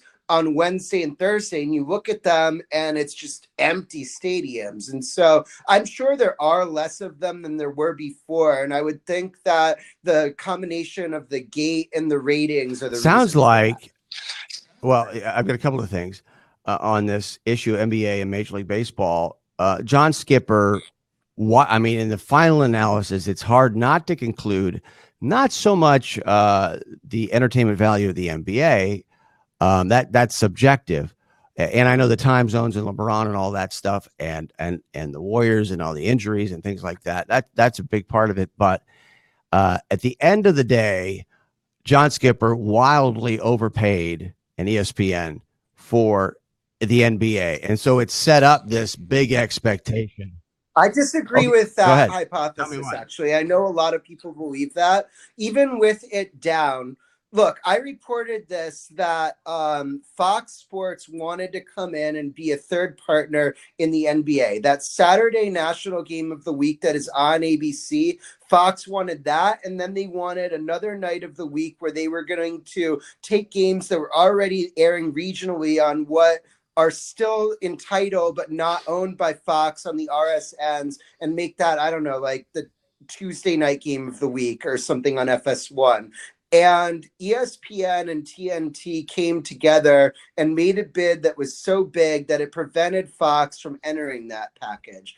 So, yes, the ratings are down with the NBA, and I don't think that the NBA nor John Skipper nor David Levy, who was the Turner executive who left the organization when it got acquired by AT&T, could have foreseen the level of cord cutting that was coming. But that being said, I mean, these NBA games usually win the night on cable. And so maybe not always, but usually they do. I mean, sometimes they're beaten by Hannity or somebody like that, but they're often at least at or near the top of them. And so, like, if you think about like ESPN overpaid for the NBA, think about what their TV schedule would look like if Fox had come in and supplanted them as the second partner. So that's number one. And then number two is there's a factor in this equation that we don't always talk about, but ESPN makes a lot of its money not from its ratings, but from its sub fees. I'd say probably 80% of its money comes from the fees that cable providers pay ESPN, and then maybe like 20% comes from advertising, which is based on the ratings. And the NBA and Monday Night Football and MLB and the college football playoff, those are the factors that go into negotiating those affiliate fees with the cable providers. And I think that those fees are actually going up faster than they're losing subscribers. And if they lost any rights that they already have, that would be very damaging to their long-term business. Is there any scenario you think where Disney gets out of the sports business? I mean, it doesn't. You're painting an ugly I picture. don't see it. I mean, they're putting more and more sports on ABC. I think if anything, it's likelier that Disney gets more into the sports business. I think that they could carve out an incremental NFL package in these round of rights, put games on ABC, and keep Monday Night Football on ESPN. I would say in the next 5 years, look, ever could Disney get out of the sports business? Sure, but in the next 5 years, I would say it's more likely that they put more sports on ABC and like keep ESPN around than it is that they get out of. We're visiting with Ryan Glassbeagle of the Big Lady Sports Report on Twitter, and I've got a question about Fox. I want to get your opinion on this. You could make the argument that Fox and Murdoch, broadcast television, they have gone all in on live sports, and live sports is effectively supplanting most of their programming, whether it's, nightly programming that used to be sitcoms and a lot of animated subjects and whatnot. And is sports now getting to the point where it's the driver on weeknights? That's the ultimate plan by Fox, and not so much with FS1 or FS2. Yes, well, it's live sports and it's also live news. That takes the place of Fox News Channel, which I believe is leading in cable news. But also, Brooks, I don't think people realize the extent to which the local news has maintained its dominance on viewership. Now, look, you got to add up market by market by market by market, but you add up all those numbers and they get really big. A former Fox Sports executive explained it to me, Ryan, people love the dopey weatherman. I don't know why, but they do. And so it's not even just the weather. It's like you look at what's happened in local newspapers over the last 10 or 15 years in America. And they're really, I think that local news on these broadcast networks, whether that's Fox or ABC or NBC or CBS, that is where people are getting stories about their regions. Look, in Chicago, LA, New York, or whatever, there are still local newspapers, and there still are local newspapers in other regions, but a lot of them are shells of themselves. And so local news has a big kind of handle on society. But that was a little bit of a digression from what you asked. That being said, yes, Fox is definitely focused on live sports, and they're focused on putting them on the broadcast network. They redid their deal with the World Series to keep it on there. They added WWE SmackDown. This big noon kickoff on Fox has been a big push to create a new window that Fox, quote unquote, owns throughout America. And so I don't think that there's any doubt that that's what their strategy You ran a very is. interesting poll on your Twitter, and I was speculating earlier on the show that maybe you had some information or whatever your thought process. You have a thought process on it. You ran a poll about Monday Night Football, and if they shake up the Monday Night Football broadcast team at ESPN, who would you prefer over Joe Tessitore? And, that was part, or at least Joe Tessitore was part of it, but you offered other possibilities in the booth for ESPN's Monday Night Football. So what's going on with ESPN's Monday Night Football? Could we see a change? And what are your thoughts on that team and possibly replacing them?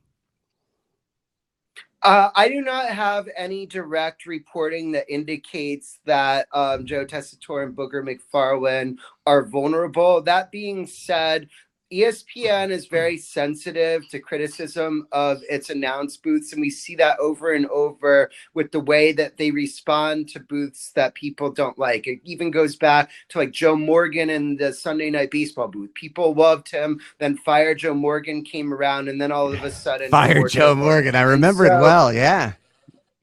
They and by the way, I mean, can you believe that like one of the guys who writing for that blog was like Michael Schur, who goes on to do The Office and Parks and Recreation, and now he's got like an A-Rod contract with NBC. And so like it really was being written by like a very like prominent comedy mind of our era. But no, I don't necessarily have any reporting that indicates that a Monday Night Football booth shakeup is coming. That being said, would I be astonished by it? No. And that's why I wrote the poll. So the 4 people that I said as in-house candidates could be were Steve Levy, Adam Amin, Jason Benetti, and Dave Pasch. I think 2 other people you could possibly put in that poll are Bob Wischusen, who calls the New York Jets on radio and also does a lot of games for ESPN, and Beth Mowins, who has been the play-by-play person on the second game of the Monday Night Football doubleheader in week 1 in recent years. But I just kind of put that up to see what people thought. And it seems like, I mean, Steve Levy didn't get over 50%, but he got probably in the mid 40s. And so he seemed to be the pretty clear preference out of Steve Levy's 4. done a great job at kind of remodeling, if you will, his career. It's been remarkable because he's been around forever. And the guy is a little bit like Marvin, that he hasn't aged. And I enjoy him doing, primarily college football. He's filled in a little bit on pro football, Monday Night Football. But what about Booger McFarland? What do you think the future is there with him? And what are some candidates if they decide to make some changes or add somebody to the booth? Yeah, I don't know what his future is. I mean, I guess Peyton Manning, people talk about that all the time. They can't stop talking about ESPN's just waiting for Peyton Manning. Yeah, look. If ESPN could get Peyton Manning or Tony Romo, I think Jimmy Pitaro would walk from Bristol to Burbank to make that happen. And so, I guess those are pretty clear in a way. They're 2 favorites. Now, if they decide to move on from Booger and start over, here are a few things that I could see happening. Number 1, this is kind of an interesting idea, but what if they did that Thursday night college football booth of Adam Amin, Pat McAfee, and Matt Hasselbeck, and just moved them from college football straight onto Monday Night Football, knowing that that group already has chemistry and can make some buzz. Another idea is they could pair Steve Levy with Kurt Warner. Kurt Warner does a really good job of calling games when he gets the opportunity to do it. For whatever reason, nobody's given him this. He's doing Monday Night Football radio, right? Isn't he doing radio? Yeah, I with think Harley. so, yeah. But like that could be a good pairing, Levy and Warner, and I think that would be safe. Like if they put that on Monday Night Football, I don't think you're going to see a lot of incessant complaining about what the booth is. And then as far as current players are concerned, Greg Olson was somebody who had conversations with Fox and ESPN last offseason. Fox was willing to give him the number 2 or number 3 booth with Joe Davis, who calls college football for them. Olson decided to return to the Panthers. I think he'll be in the mix. If I'm him, I think I would rather go that route with Fox and be a little bit away from the spotlight, have a nice 30-year run doing it, than this Monday Night Football booth, which seems to be a little bit cursed right now. And then my sources are telling me that when these players retire, Drew Brees and Phillip Rivers are going to be coveted by networks. I don't know whether that will be in doing games or whether that will be in the studio, but they're names to look out for in the future. Phil Rivers particularly really makes sense because he is a guy who could have a gigantic Q rating. I could actually see, I don't know if he would do it, but he could become maybe another Strahan. I wouldn't be surprised. I don't know how good he is on camera for whatever, but he comes off as someone who could be like that. It's weird because he, like, you look at him and he's never really said anything interesting in interviews, but the producers have these meetings with star players and coaches, and for whatever reason, in person, and I think Jason Witten was like that too, although Jason Witten did not ultimately perform up to the standards that everybody wanted from him in the booth, but these face-to-face interactions with executives and producers, it seems like Brees and Rivers have really and when you think him. about quarterbacks, particularly their personality profile, I think it plays much more to broadcasting or hosting, whatever it is. Now, Strahan, of course, not a quarterback. He's been unbelievable in his career. But you brought up, I first want to make one quick statement. My guy, and he's on the show, he comes on our show, but my guy is Dan Orlovsky. I think he's amazing on college football analysis. I mean, obviously he's everywhere on Get Up, on First Take. He's on there every day, and a big guy on Twitter, social media.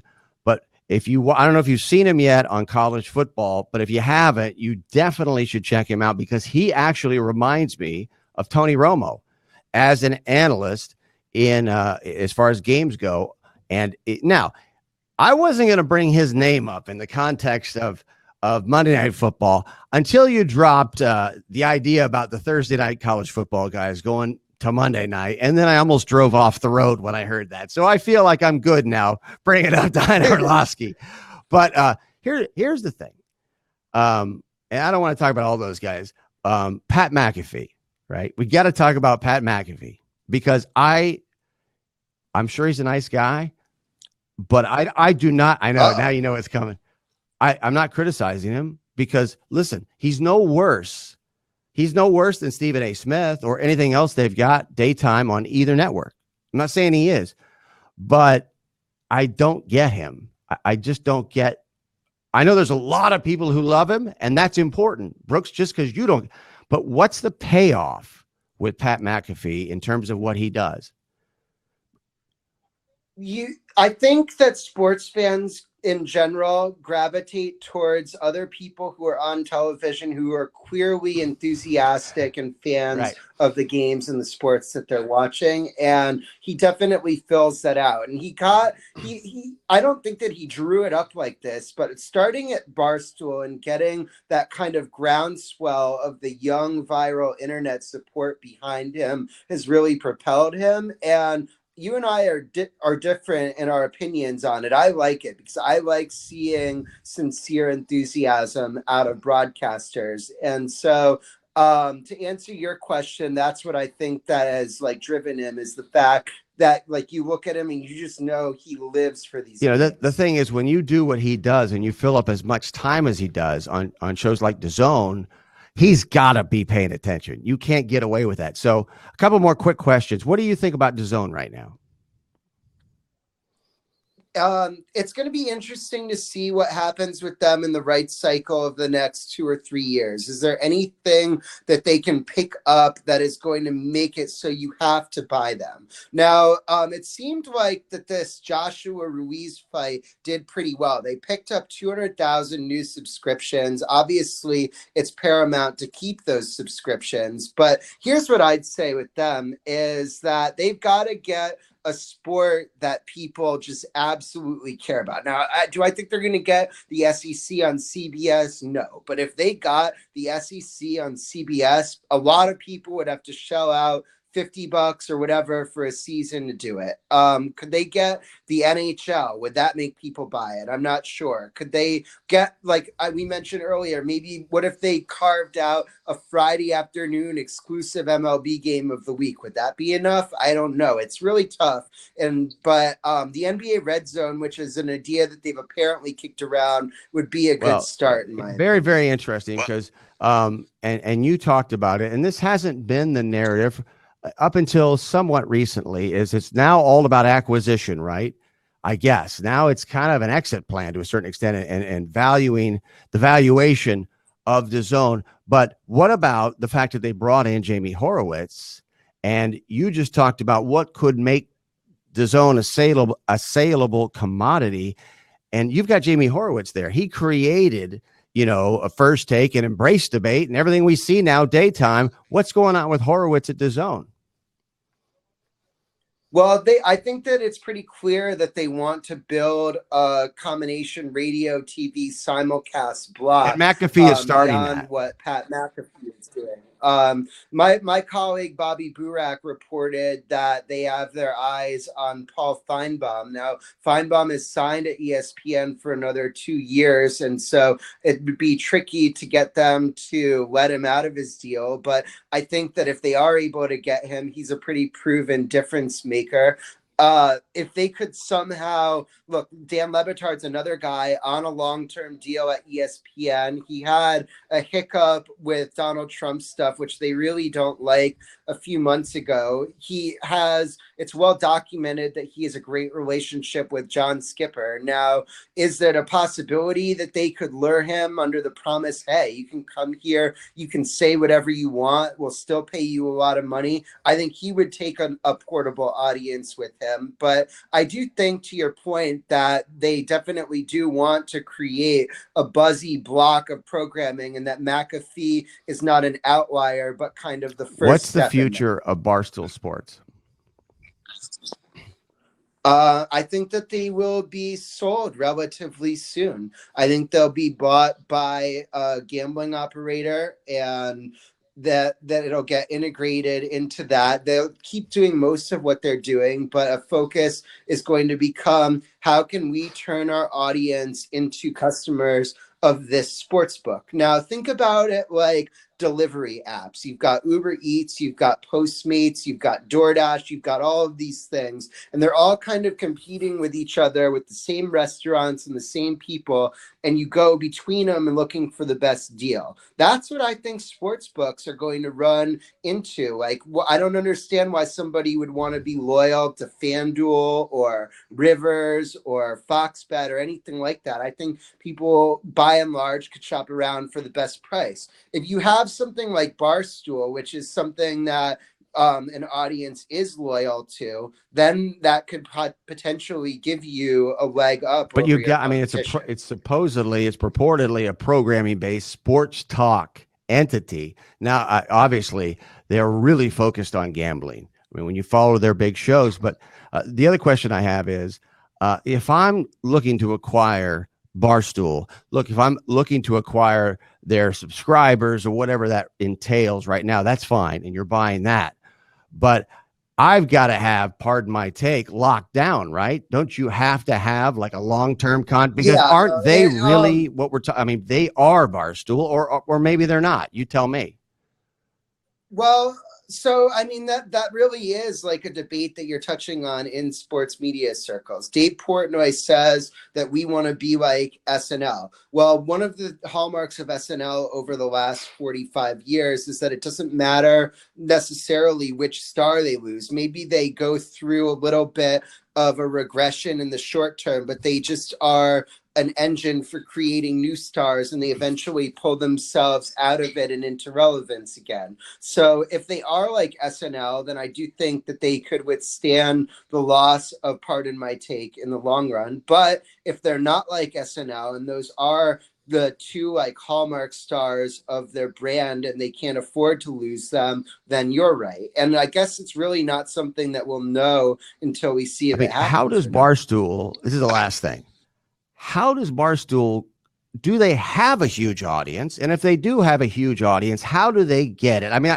besides Pardon My Take and the obvious subscribe to the podcast, besides that, how do they get the reach that they apparently get?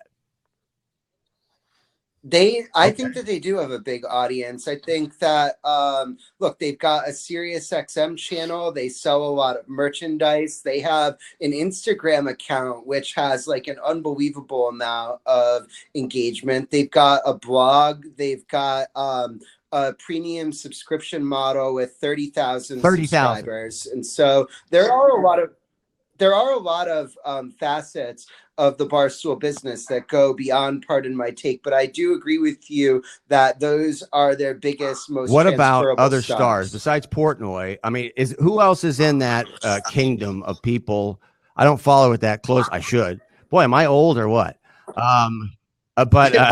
So maybe maybe I'm really missing out. But let's say if you were going to tell me, I mean, you might not know, but if you're going to tell me, watch these people, you're really enjoying, Brooks, who were those people? And forget about me, anybody. I think you would like these two people, Casey Smith and Brandon Walker. Casey used to be a sideline reporter at ESPN. She knows college football inside and out. Like, I think you'd be really impressed by her knowledge. Brandon Walker is another guy. They brought him in from SEC country. He was like doing a video for some like online like offshore book that Portnoy was feuding with. All of a sudden the Stoolies like attacked him in his video, and he handled it really well, and so they hired him the next day. Those two are on their college football show. What do you make of Portnoy going on Fox News now every week to talk about the big sport? I know Clay Travis does it too, but and, you know, the Fox stuff, but what do you think Portnoy is going to do in the future? Could he end up with the show on Fox News or something like that? Is that where he's going?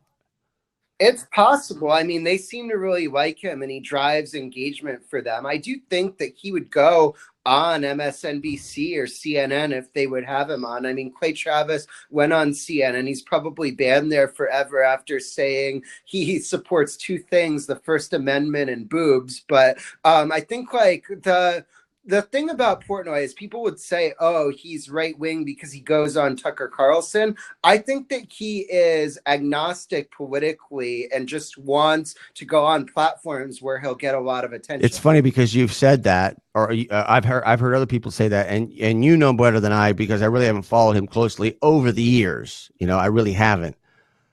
But if you followed him the last year, it would be almost impossible not to conclude he's not a MAGA.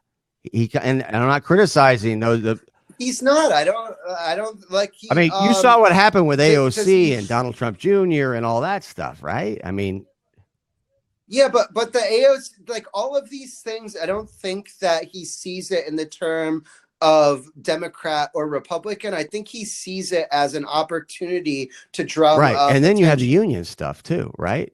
So I look, I'm with you. I agree with you. I think that it's more of a pragmatism thing. But I don't know.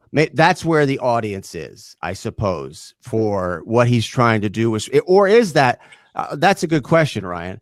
If you're Barstool Sports or any sports media outlet trying to reach people, is your audience primarily going to be over in Fox News and not at CNN and MSNBC? Well, I mean, they grew in the Northeast and Chicago, like Boston, New York, and Chicago, I think are their three big base cities. And so if you're looking at how to expand, it's not just that he goes on Fox News. I think that there probably is an opportunity to reach people from the South who think that like ESPN NASCAR, they're doing is NASCAR. too liberal. I think you see Speak for Yourself. Right. I was going to say they have they've got a NASCAR sponsorship, and I think that that's symbiotic in a way that it drives the attention of their audience existing to NASCAR, and it captures some of the NASCAR. Now people audience. see why I've been pimping the big lead and pimping you. Unbelievable information that I didn't know, half this stuff. I can't thank you enough, man, for sharing that with us, and really appreciate it. Got to have you back here. Thank you, Brooks. That's Anytime. Ryan Glasspiegel of thebiglead.com, and it's sport. I was going to ask him, man, we took up so much of his time that I didn't have time, but next time, the Sports Rapport handle on Twitter, what a great handle. I wish I had thought of that. Sports Rapport, all one word, right? And so, listen, I know we had him on a long time, but here's the thing. He's giving me stuff I don't know. He's actually sat down and thought about this stuff, and nobody's talking about these things. And this stuff is the stuff that drives the games we're talking about, why these things are happening, why these teams are here, why these leagues are doing this and that. Why do we have a college football playoff? You know, that's all part of the sports landscape, and you cannot underestimate.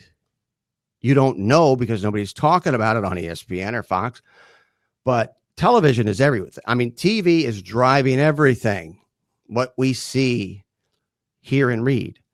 And so that's why we cover it. And of course, it's interesting on a human level.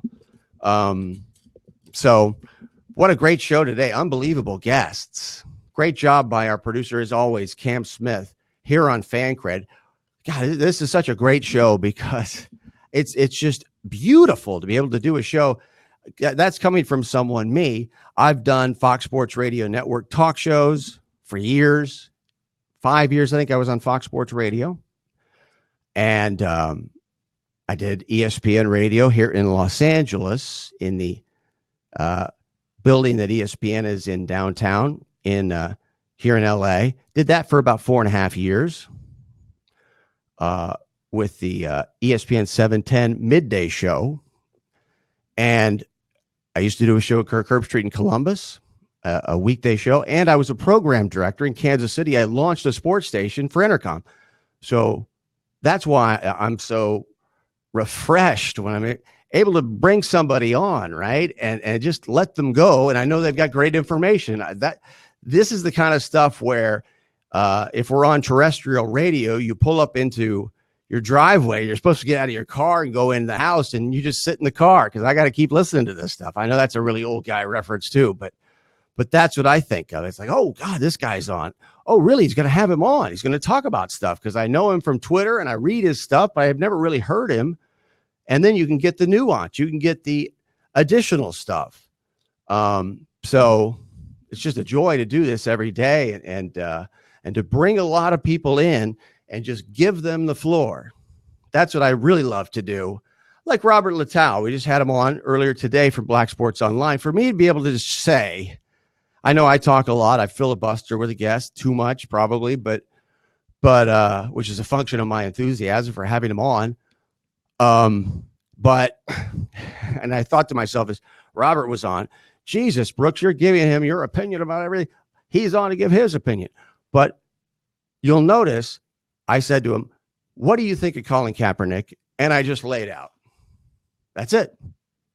Give me the whole thing, the whole intro. What do you think of Colin Kaepernick? Robert Littau, a guy who is on the cutting edge of sports media. And now he's on TMZ Sports, which is FS1 every day. But just give people a topic. DAZN, what do you think? So, and the guy running DAZN right now is the reason we have a college football playoff, period. Something that we did not have for about 140 years. So that's going to do it for our show today. We got all this stuff I'm going to get to. We'll probably do it tomorrow, which you haven't seen. You may have seen a little bit of Roger Goodell's press conference yesterday, which is very important. He said some things that were extremely interesting. And it's amazing because I heard a little bit on the Sports Hub in Boston, 98.5. Listening to that show, they were talking about the Goodell press conference in the context of the Patriots. And so I go in and I'm looking around to find more stuff, and there really wasn't. And then I got the video to the whole press conference. It's only about 8 minutes, but there's all kinds of stuff in there about Antonio Brown, about the officiating, more stuff about the Patriots that I'm going to bring to you that you're not getting.